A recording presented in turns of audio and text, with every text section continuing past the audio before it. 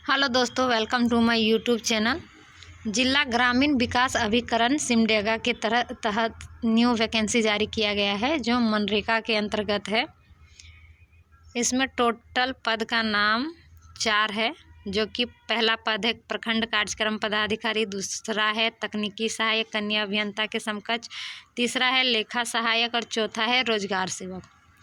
तो प्रखंड कार्यक्रम पदाधिकारी के लिए कुल 1 ही सीट है, कन्या अभियंता के लिए भी 1 सीट है और लेखा सहायक के लिए 2 सीट है और ग्राम रोजगार सेवक के लिए 7 सीट है, यानी कुल मिलाकर 11 सीट है। लेकिन दिया गया है कि आरक्षण रोस्टर के आधार पर रिक्तियों की संख्या घट और बढ़ दोनों सकती है, यानी ये बढ़ भी सकता है और घट भी सकता है। तो चलिए देखते हैं कि किस पोस्ट के लिए क्या वैकेंसी होना चाहिए।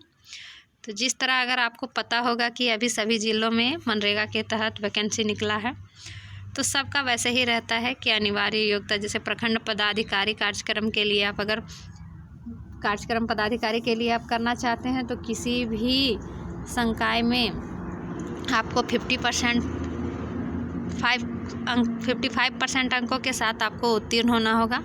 और अगर आप ST SC में हैं तो आपको 5% का छूट दिया जाएगा। और अगर आप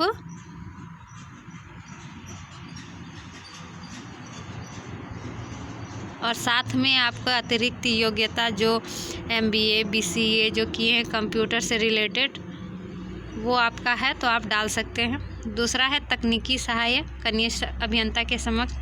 इसमें भी लिखा हुआ है कि आपको सिविल में आपको या तो डिप्लोमा होना चाहिए या तो फिर BE या BTech की डिग्री होनी चाहिए, तभी आप इस फॉर्म को डाल सकते हैं, नहीं तो नहीं डाल सकते हैं। साथ में आप अगर BE BTech BCA computer science MCA PGDCA किए हैं तो आप डाल सकते हैं।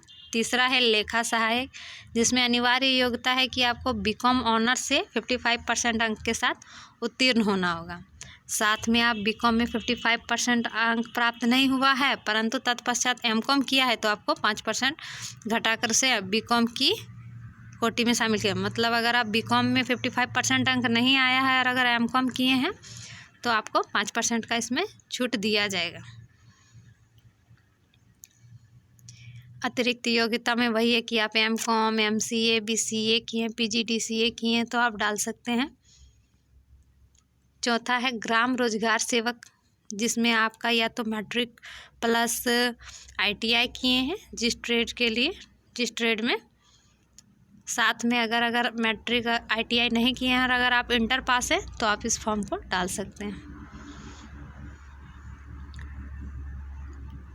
तो चलिए देखते हैं इसमें कितना पेमेंट दिया जा रहा है। एक्सपीरियंस के अकॉर्डिंग इसमें पेमेंट दिया जाएगा, आपका किस तरह से एक्सपीरियंस है।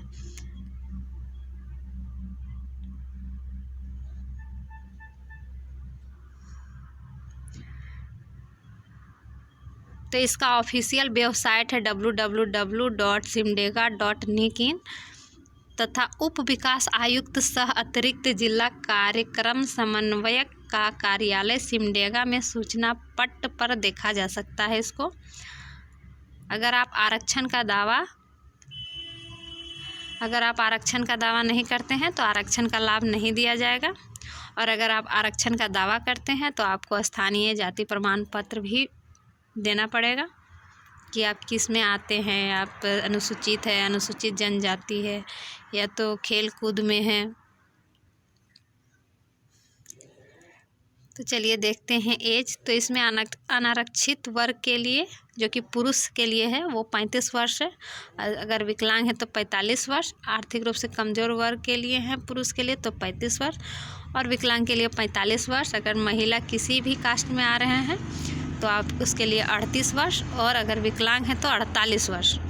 5वां है अनुसूचित जनजाति और जाति यानी पुरुष महिला दोनों, इसके लिए 40 वर्ष और विकलांग है तो 50 वर्ष। इसमें कुछ नियुक्ति की शर्तें दी गई है जो आप भरने से पहले एक बार पढ़ लीजिएगा कि क्या क्या शर्त है, क्या क्या शर्त नहीं है। तो सबसे पहले भरने से पहले आप एक बार इस नोटिफिकेशन को डाउनलोड कीजिएगा। डाउनलोड करने के बाद इसको अच्छी तरह से पढ़ लीजिएगा और पढ़ने के बाद ही आप इस फॉर्म को डालिएगा। क्योंकि आप पढ़िएगा तो आपको अच्छी तरह से समझ में आएगा। इसका लास्ट डेट है 5/11/2023 के अपराह्न 5 बजे तक। आवेदक जमा कैसे करें, तो जमा करने के लिए यहाँ वेबसाइट दिया गया है applied.jharkhand.gov.in पर केवल ऑनलाइन आवेदन स्वीकार किया जाएगा। यानी इसी वेबसाइट पर जाकर आपको विजिट करके इस लिंक पर आपको फॉर्म को भरना पड़ेगा। तो क्या करना है, तो सबसे पहले आवेदन के साथ निम्न दस्तावेज या प्रमाण पत्र को अपलोड करना होगा। स्वहस्ताक्षरित फ़ोटो होना चाहिए, साथ में मान्यता प्राप्त निर्गत प्रमाण पत्र, योग्यता निर्माण पत्र होना चाहिए, अतिरिक्त योग्यता प्रमाण पत्र होना चाहिए। साथ में अगर आप आरक्षण का दावा करते हैं तो किस चीज़ में आरक्षण का दावा करते हैं, तो जाति, उसके साथ आपको जाति, अगर दिव्यांग में करते हैं तो दिव्यांगता प्रमाण पत्र होना चाहिए, स्थानीय प्रमाण पत्र होना चाहिए, साथ में एक शपथ प्रमाण पत्र भी होना चाहिए। आवेदक द्वारा आधार कार्ड, मतदाता पहचान पत्र, ड्राइविंग लाइसेंस, पैन कार्ड में से किसी भी एक का विवरण ऑनलाइन आवेदन में देना अनिवार्य है। यानी इसका विवरण एक का किसी में देना अनिवार्य है।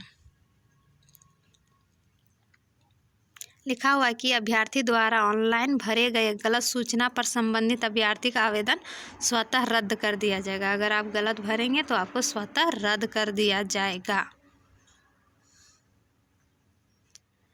तो इसी तरह मेरे चैनल पर बने रहिए, मेरे चैनल को सब्सक्राइब कीजिए और इस फॉर्म को भरने से पहले एक बार इसके ऑफिशियल वेबसाइट पर जाकर इस नोटिफिकेशन को पहले डाउनलोड कीजिए। डाउनलोड करने के बाद आप पढ़िए, फिर पढ़ने के बाद ही आप इस फॉर्म को भरिएगा। Thank you.